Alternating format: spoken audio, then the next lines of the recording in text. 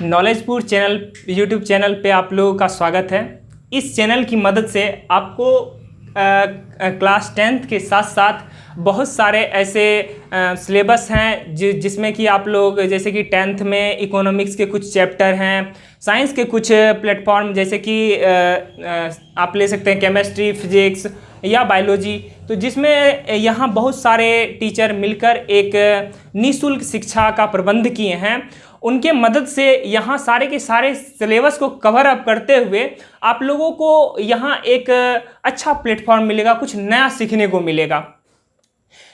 जैसे कि आप देख रहे हैं ये जो हमारा देश है अभी कोरोना महामारी से जूझ रहा है, इस बीच में ये एक नए प्लेटफॉर्म के तौर पे उभरा है जिसे आप मुझे देख रहे हैं, जिस पे मुझे आप अभी देख पा रहे हैं और इसी चैनल पे मतलब कि यूट्यूब चैनल पे।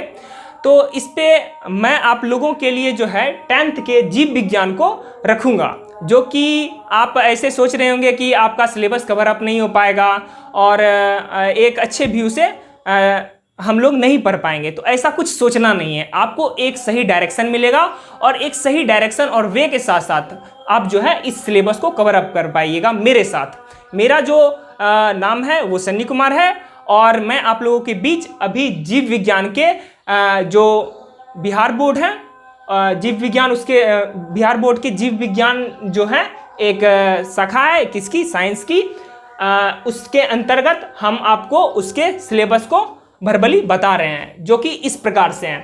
तो जो हम बताएंगे किस चीज़ का बताएंगे, 10th का बताएंगे, और किस सिलेबस को, एनसीईआरटी सिलेबस को अकॉर्डिंग टू बिहार बोर्ड। तो उसमें जो सबसे पहला सिलेबस है जीव विज्ञान का, जो किसके अंतर्गत आता है, मेरी विज्ञान शाखा के अंतर्गत आता है।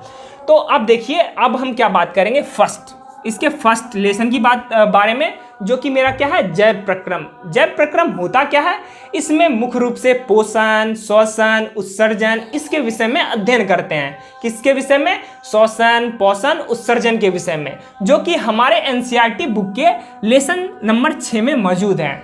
और वही मेरे जो है, यदि कोई बुक लेते हैं बायो का, तो उसमें यूनिट नंबर 1 में आपको मिल जाएगा। सेकेंड, यदि हम एनसीईआरटी बुक के लेसन नंबर 7 को देखते हैं, तो वहाँ क्या मिलता है हमको, नियंत्रण एवं समन्वय।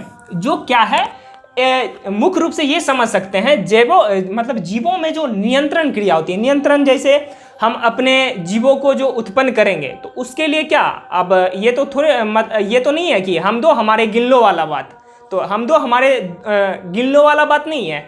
तो यहाँ हमको क्या करना है, नियंत्रण का काम करना है, और उसको किस रूप से हम क्या करेंगे, ढालेंगे। मतलब अब हमको रखना है कहाँ तक, अब हमको एक जीवन जीता है मनुष्य 100 वर्ष तक जीता है। अब ये तो नहीं है कि एक औसतन लेके चलते हैं, एवरेज, तो वो कुछ ना कुछ किसी वातावरण में ढलता है ना मुख्य रूप से। तो उसको हम किस चीज़ को, नियंत्रण जो वो किस प्रकार से करेगा और समन्वय किस रूप से करेगा, उस चीज़ को हम यूनिट नंबर 2 में पढ़ेंगे।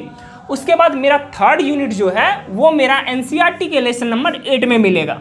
उसमें मुख्य रूप से जो आप देखिएगा, जीव जनन कैसे करते हैं उसको पढ़ना होगा उस अध्याय में, जो कि अध्याय नंबर 3 है, किसका, जीव विज्ञान का, और एनसीईआरटी के लेसन नंबर 8 में उसको मिलेंगे। अब सर पूछेंगे आप कि जीव जनन कैसे करते हैं, तो आपने अमीबा का नाम सुना होगा, आपने खुद अपने बारे में, आप क्या है, मनुष्य हैं, आप खुद के बारे में जाने होंगे कि आप जनन कैसे करते हैं। तो ऐसा होता है कि जब एक पुल्लिंग स्त्रीलिंग के साथ क्या करता है, आप बोल सकते हैं कि मिलाप करता है, या आप बोल सकते हैं कि जब एक मादा हार्मोन और पुरुष हार्मोन क्या करता है, जब मिलती है, मतलब तो जायगोट बनता है। क्या बनता है, जायगोट बनता है, और वो जायगोट क्या करता है, शिशु के रूप में आगे प्रोसेस करके शिशु बनता है। और शिशु जो आप पढ़ेंगे, इसको आगे जो देखेंगे किस रूप में देखेंगे, वो देखिए लेसन यूनिट 4 में, जो कि आपको एनसीईआरटी के लेसन नंबर 9 में मिलेगा। उसमें हम क्या देखेंगे, अनुवांशिकता और जैव विकास। आप बोलेंगे सर अनुवांशिकता क्या होती है, तो अनुवांशिकता क्या होती है, आप देखिए, जैसे कि मेरे बाल हुए, मेरे आँख के रंग हुए, मेरे चमड़ी के रंग हुए, या आप बोल सकते हैं कि इसमें इसका जो ब्लड है उसका ग्रुप हुआ, वो सारे के सारे चीज़ जो हैं इस यूनिट में पढ़ेंगे। और कुछ जैसे कि आप पढ़ेंगे समजात और विषमजात, तो ये दोनों जो है इसके अंतर्गत हम पढ़ रहे हैं, इसके अंतर्गत, किसके अंतर्गत, अनुवांशिकता के अंतर्गत, और वो विकास किस रूप में करेगा वो उसी में देखेंगे।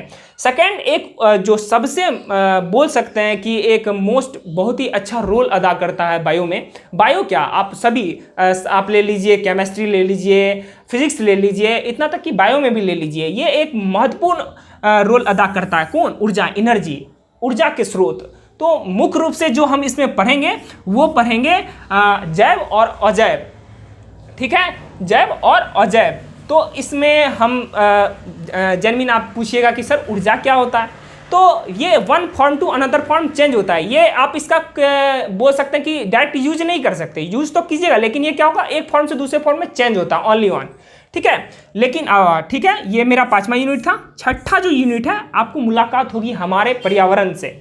अब जहां आप रहते हैं उसके विषय में आप क्यों नहीं जानेंगे, और वो जैनमीन क्या है, हमारा पर्यावरण है, हमारा पर्यावरण है। इसके अंतर्गत हम वायु, मिट्टी और जल के विषय में अध्ययन करेंगे। किसमें, इस पर्यावरण में। पर्यावरण के बाद हमारा जो कि यूनिट नंबर 6 किसी भी बायो के बुक में आपको मिलेगी, और एनसीईआरटी के लेसन नंबर 15 में मिलेगा, एनसीईआरटी के लेसन नंबर 15 में मिलेगा।